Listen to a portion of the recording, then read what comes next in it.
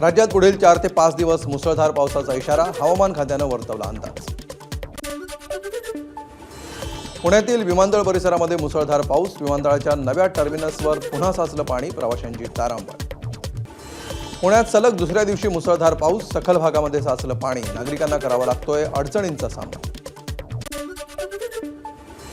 पुण्यात मुसळधार पावसामध्ये होर्डिंग कोसळलं, 7 ते 8 दुचाकी होर्डिंगखाली अडकल्या, मात्र यात कोणीही जखमी नाही। कोल्हापूर जिल्ह्यामध्ये सलग 5व्या दिवशी वळवाच्या पावसाची हजेरी, विजांच्या कडकडाटासह पाऊस पडल्यामुळे सखल भागात साचलं पाणी। सोलापूर शहरासह अक्कलकोट तालुक्यामध्ये मुसळधार पावसाची हजेरी, हवामान विभागानं दिला होता ऑरेंज अलर्ट। रायगड जिल्ह्यामध्ये वादळी वाऱ्यासह पावसाची तुफान बॅटिंग, माणगाव, तळा, रोहा आणि महाड तालुक्यामध्ये दमदार पाऊस।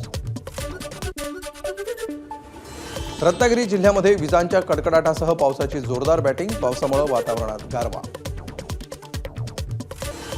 सिंधुदुर्गच्या कुडाळ, कणकवली, सावंतवाडी, दोडामार्ग, वैभववाडी तालुक्यामध्ये धुवाधार पाऊस, विजांच्या कडकडाटासह 40 ते 50 किलोमीटर वेगानं वारे वाहतात।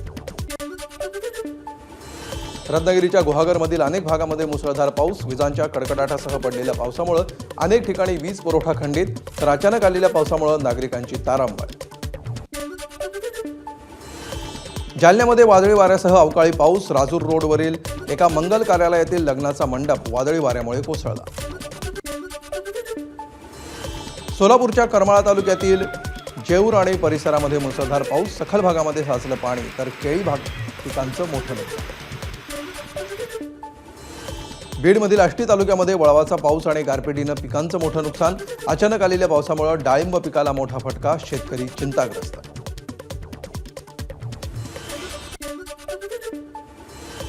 वाशिम जिल्ह्यामध्ये वादळी वाऱ्यासह मान्सून पूर्व पावसामुळे मोठं नुकसान, अनेक घरांचे पत्रे उडाले, 20 पेक्षा अधिक गावांचा वीज पुरवठा खंडित झाल्याची माहिती।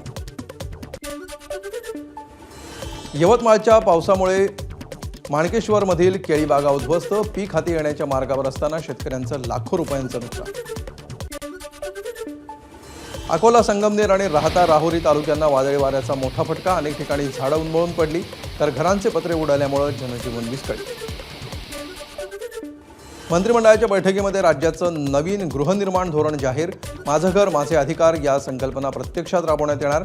येत्या 5 वर्षांमध्ये 35 लाख घरं बांधायचा निर्णय, यासाठी 70,000 कोटींची गुंतवणूक होणार। उद्योग विभागातील धोरण कालावधी संपुष्टात आल्यामुळे प्रलंबित असलेल्या 325 प्रस्तावांना मंजुरी, यामुळे 1 लाख कोटी रुपयांच्या गुंतवणुकीसह 1 लाख रोजगार संधी उपलब्ध होणार। पोशीर आणि शिलार या नव्या धरणांना मंजुरी, मुंबई, नवी मुंबईसह MMR भागातील पाणी प्रश्न सोडवण्यासाठी मंत्रिमंडळात मोठा निर्णय, या प्रकल्पासाठी 12,000 कोटींचा खर्च येणार। महानगर गॅस लिमिटेड कंपनीला देवनारमधील भूखंड सवलतीच्या दरामध्ये देण्यास मंत्रिमंडळ बैठकीत मंजुरी, या जागेवर बायोमिथेशन तंत्राचा वापर करून दर दिवशी 500 टन क्षमतेचा कॉम्प्रेस्ड बायोगॅस उभारणी करण्यात येणार। वाशिमच्या कारंजामध्ये दिवाणी न्यायालय स्थापन करण्याचा मंत्रिमंडळ बैठकीत निर्णय, यासाठी एकूण 18 पदनिर्मिती आणि 1.76 कोटी रुपयांच्या खर्चाला मंजुरी। धुळ्याच्या सिंदखेडातील सुलवाडे, जामफळ, कन्होली उपसा सिंचन योजनेसाठी 5,329 कोटींची मान्यता, तर सिंधुदुर्गमधील अरुणा प्रकल्पांतर्गत मौजे हे जलसिंचन प्रकल्पाला 2,025 कोटी देण्यास मंत्रिमंडळ बैठकीत निर्णय। छगन भुजबळांनी घेतली मंत्रिपदाची शपथ, राजभवनामध्ये मुख्यमंत्री, उपमुख्यमंत्र्यांच्या उपस्थितीमध्ये शपथविधी सोहळा संपन्न। ज्याचा शेवट चांगला ते सर्व उत्तम, भुजबळांची शपथविधीनंतर पहिली प्रतिक्रिया, तर कोणत्याही खात्याची मागणी केलेली नाही, मुख्यमंत्री देतील ते खातं चालेल, भुजबळांचं वक्तव्य। छगन भुजबळांच्या एंट्रीनं नाशिक पालकमंत्रीपदाची स्पर्धा वाढली, गिरीश महाजन, दादा भुसे आणि आता भुजबळ प्रबळ दावेदार, कुंभमेळ्याच्या पार्श्वभूमीवर पालकमंत्रीपदाच्या निर्णयाकडे राज्याचं लक्ष। धनंजय मुंडेंचा मंत्रालयातील कक्ष 2 महिन्यांनी उघडला, भुजबळांना मंत्रालयातील 204 क्रमांकाचा कक्ष मिळण्याची शक्यता, मंत्रालयातील 204 क्रमांकाच्या कक्षामध्ये साफसफाईचं काम सुरू। छगन भुजबळांना पुन्हा मंत्रिमंडळामध्ये स्थान मिळत असल्यामुळे येवल्यात जल्लोष, कार्यकर्त्यांकडून फटाके वाजवत घोषणाबाजी। भुजबळ मंत्री झाले याचा आम्हाला काहीच फरक पडत नाही, अजित पवार जातीयवादी लोक पोसायचं काम करतायत, मनोज जरांगेंची प्रतिक्रिया। अकोल्यात वंचितला मोठा धक्का. स्थानिक स्वराज्य संस्था निवडणुकीपूर्वीच मोठ्या नेत्यांचा राष्ट्रवादीत प्रवेश. जिल्हा परिषद अध्यक्षांसह माजी अध्यक्षा संध्या वाघोडे, ज्येष्ठ नेत्या प्रतिभा अवतार, माजी जिल्हा कार्याध्यक्ष काशीराम साबळे यांचा समावेश. अलमट्टी धरणाच्या अडचणीसंदर्भात उद्या राज्य सरकार लोकप्रतिनिधींची बैठक घेणार. कर्नाटक सरकारकडून धरणाची उंची वाढवण्याच्या हालचाली, मात्र कोल्हापूर, सांगली आणि सातारा जिल्ह्यातील लोकप्रतिनिधींचा याला विरोध. मुंबईमध्ये 2 दिवसीय स्टार्टअप कॉन्क्लेव्हचं आयोजन. मुख्यमंत्री देवेंद्र फडणवीस आणि केंद्रीय मंत्री जितेंद्र सिंग यांची उपस्थिती. यावेळी भारतीय तरुणांनी स्टार्टअपमध्ये किती काम केलं ते इथे दाखवण्यात येणार. अरुण डोंगरेंकडून गोकुळच्या अध्यक्षपदाचा राजीनामा. हसन मुश्रीफ आणि सतेज पाटील यांच्याशी चर्चा झाल्यानंतर गोकुळच्या एमडींकडे सोपवला राजीनामा. इंदापूरमधील श्री छत्रपती साखर कारखान्यावर पुन्हा एकदा अजित पवारांचं वर्चस्व. लढतींमध्ये श्री जय भवानी माता पॅनलनं श्री छत्रपती बचाव पॅनलचा सुपडा साफ केला. कोल्हापूरमधील नेरलीमध्ये बेंदूर सणानिमित्त भव्य बैलगाडी शर्यतीचं आयोजन. सतेज ऋतू असं या स्पर्धेचं नाव. आमदार सतेज पाटील यांची बैलगाडी चालवून स्पर्धेपूर्वीचा थरार अनुभवला. संत मुक्ताबाई यांच्या समाधी सोहळ्यासाठी विठुरायाच्या पादुकांचं मुक्ताईनगरकडे प्रस्थान. टाळ मृदंगाच्या गजरामध्ये आणि विठ्ठल नामाचा जयघोष करत पादुकांचं प्रस्थान. धाराशिवमध्ये तुळजाभवानीच्या चरणी पैलवान रविराज चव्हाण यांच्याकडून 1 किलो चांदीची गदा अर्पण. यावेळी मंदिर संस्थानाच्या वतीनं चव्हाण कुटुंबियांचा सत्कार. तुळजाभवानी मंदिर संस्थानाकडून नवीन VIP दर्शनाची नियमावली जारी. स्तनदा माता, दिव्यांग व्यक्ती आणि वृद्धांना निःशुल्क दर्शन मिळेल. अमरावतीतील मेळघाटाच्या खडीमल गावातील पाण्याची समस्या जैसे थेच. ABP माझानं बातमी दाखवल्यानंतर जिल्हा परिषदेकडून जलजीवन मिशन अंतर्गत काम सुरू. मात्र काम अजूनही अपूर्ण असल्यामुळे पाण्यासाठी नागरिकांची पायपीट. महाडच्या सावित्री नदी पात्रामध्ये गाळ उपोषणाच्या कामाला परवानगी. 20 कोटींची मंजुरी मिळाली असल्याची मंत्री भरत गोगावले यांची माहिती. पिंपरी ते निगडी दरम्यान मेट्रो मार्गिकेच्या खोदकाम करताना जलवाहिनी फुटल्यामुळे हजारो लिटर पाण्याची नासाडी. मेट्रोच्या कामामध्ये वारंवार अशा घटना घडूनही पालिकेकडून मात्र कारवाई नाही. पुणे सिंहगड किल्ल्यावर 1 जूनपासून प्लास्टिक बंदी. प्रशासनाचा निर्णय.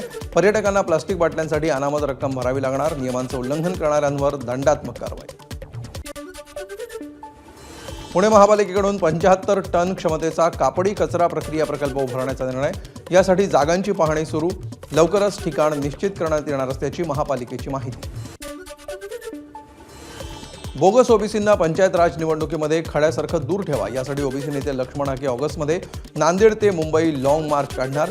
8.25 लाख बोगस कुणबी दाखल्यांचा विषय असून याविरोधात आपला संघर्ष, हाकेंचं वक्तव्य. ठाणे जिल्ह्यातील 627 खासगी शाळांमधील RTEच्या 2830 जागा रिक्त. शाळांमध्ये प्रवेश घेण्यासाठी पालकांनी दुर्लक्ष केल्यामुळे या जागा रिक्त राहिल्याचं शासनाचं स्पष्टीकरण. दिल्लीतील भक्ताकडून शनी शिंगणापूर देवस्थानाला 80 लाखांचा सोलर प्रकल्प दान. या प्रकल्पामुळे शनी शिंगणापूर विजेबाबत 50% स्वयंपूर्ण होणार. यंदा देशामध्ये तांदळाचं विक्रमी 12 कोटी टन उत्पादन. उन्हाळी पिकाचा त्यामध्ये समावेश केल्यास एकूण उत्पादन जवळपास 13.64 कोटी टन असल्याची व्यापाऱ्यांची माहिती.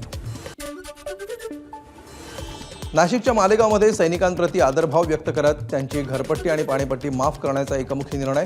अजंग वडेल ग्रामपंचायतीच्या निर्णयाचं सर्वत्र कौतुक. नंदुरबारच्या शहादातील क्रीडा संकुल परिसरामध्ये होणाऱ्या बांधकामासंदर्भात नागरिक आक्रमक. सार्वजनिक बांधकाम विभागाच्या कार्यालयामध्ये नागरिकांचा ठिय्या. आमदारांच्या उपस्थितीतच माहिती देण्याच्या क्रीडा विभागाच्या अधिकाऱ्यांच्या भूमिकेमुळे नागरिकांचा संताप. परभणीमध्ये शेतकऱ्यांच्या विविध प्रश्नांसाठी शेतकरी संघर्ष समितीची धरणं आंदोलनं. मोठ्या संख्येनं शेतकरी आंदोलनात सहभागी. मागण्या मान्य न झाल्यास आंदोलन करण्याचा शेतकऱ्यांचा इशारा. नागपूरमधील कृषी सहाय्यकांचे विविध मागण्यांसाठी काम बंद आंदोलन. या आंदोलनामुळे सरकारच्या खरीप पूर्वतयारीला व्यत्यय, तर मागण्या पूर्ण न झाल्यास बेमुदत संपावर जाण्याचा कृषी सहाय्यकांचा इशारा. हिंगोलीमध्ये कृषी अध्यक्ष कार्यालयासमोर कृषी सहाय्यकांचं आंदोलन. कृषी सेवकांना कृषी सहाय्यक पदावर नियुक्त करण्याची मागणी. ठाण्यातील कळवा, मुंब्रा आणि दिवा परिसरातील पाणीपुरवठा 24 तासांसाठी बंद राहणार. देखभाल दुरुस्तीच्या कामासाठी गुरुवार दुपारपासून शुक्रवार दुपारपर्यंत पाणीपुरवठा राहणार बंद. कल्याण पूर्वेतील चिखलीपाडा परिसरामध्ये 4 मजली इमारतीच्या दुसऱ्या माळ्याचा स्लॅब कोसळला. 6 जणांचा मृत्यू, यामध्ये 3 महिला, 2 पुरुष आणि एका 1.5 वर्षांच्या मुलीचा समावेश. छत्रपती संभाजीनगर शहरामध्ये समलैंगिक डेटिंग ॲपवरून तरुणांची लूट. बनावट प्रोफाईल तयार करून तरुणांना लुटणाऱ्या टोळीचा पर्दाफाश. भेटायला बोलवून मारहाण करत लूटमार केल्याची काही तरुणांनी केली होती तक्रार. हरियाणातील महागडी मद्य महाराष्ट्रामध्ये विक्रीसाठी आणलेल्या आरोपींना ठाण्यातून अटक. राज्य उत्पादन शुल्क विभागाची धडक कारवाई. आरोपींकडून 25 लाखांपेक्षा अधिकचा मुद्देमाल जप्त. ठाण्यातील वर्तकनगर परिसरामध्ये पार्क केलेल्या रिक्षाला आग. रिक्षा पूर्णपणे जळून खाक. सुदैवानं कुठलीही जीवितहानी नाही. जळगावच्या चोपडा शहरातील स्वस्तिक टॉकीजजवळ एसटीचे ब्रेक फेल. एसटीनं 4 जणांना चिरडलं, यातील 2घांचा मृत्यू तर 2 जण गंभीर जखमी. डॉक्टर जयंत नारळीकर यांचं पार्थिव मंगेशकर रुग्णालयामध्ये. उद्या सकाळी 11 वाजता त्यांचं पार्थिव आयुकामध्ये अंत्यदर्शनासाठी ठेवण्यात येणार. केदारनाथला भेट देणाऱ्या यात्रेकरूंची संख्या 4 लाखांच्या पुढे. खराब हवामान असून सुद्धा यात्रेकरू मोठ्या संख्येनं केदारनाथाच्या दर्शनाला. मंदिर परिसरामध्ये यात्रेकरूंची गर्दी. एबीपी माझा, उघडा डोळे बघा नीट.